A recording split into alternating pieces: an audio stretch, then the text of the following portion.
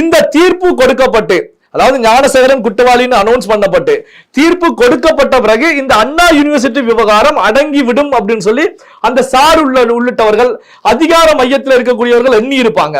ஆனால் அதுல இப்போ ஒரு பெரிய குண்டை தூக்கி அண்ணாமலை அவர்கள் போட்டிருக்காங்க. அதாவது இந்த விஷயத்தை பொறுத்த வரைக்கும் நாம் பின்வாங்க போறது கிடையாது. இதுல உண்மை குற்றவாளிகளும் பின்னணியில இருந்தவர்களும் தண்டிக்கப்பட வேண்டும். ஞானசேகரன் தப்பு பண்ணாங்க, தண்டிக்கப்பட்டாங்க.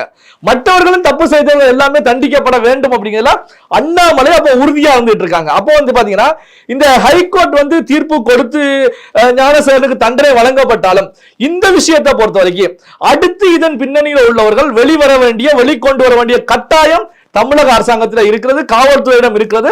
அண்ணாமலை அதற்கான ஒரு வேலையில தான் இறங்கியிருக்காங்க. அப்ப இதுல கவனிக்கப்பட வேண்டிய இன்னொரு விஷயம் என்ன அப்படின்னா, நீதிமன்றம் தீர்ப்பு கொடுத்த பிறகும் இப்ப அண்ணாமலை அவர்கள் அந்த ஆடியோக்களை வெளியிடுறாங்க, அந்த நடராசன் யார் அப்படின்னு கருத்துக்களை வெளியிடுறாங்க அப்படின்னா இந்த விஷயத்துல மத்திய அரசாங்கம் உள்ள இறங்க போறதா, மத்திய அரசாங்கத்துடைய டிபார்ட்மெண்ட்டுகள் சிபிஐ உள்ள இறங்க போறதா அப்படிங்கிற கேள்விகளும் உருவாகிட்டு இருக்கும். என்ன காரணம் அப்படின்னா, ஒரு வழக்கு முடிவடைந்தாலும் மக்கள் மத்தியிலிருந்து அதற்கு எதிரான குரல்கள் பெரிய அளவில் ஓங்கி ஒலிக்கும் போது, அதே நேரத்தில் தன்னார்வ அமைப்புகள், அரசியல் கட்சி சார்புடையவர்கள் இந்த விவகாரம் குறித்து ஆதாரங்களை வெளியிடும் போது, நீதிமன்றத்தில் சப்மிட் பண்ணும் போது, அப்ப இந்த விஷயத்தை பொறுத்தவரைக்கும் இன்னும் முடியலன்னு நம்ம எடுத்துக்கலாம்.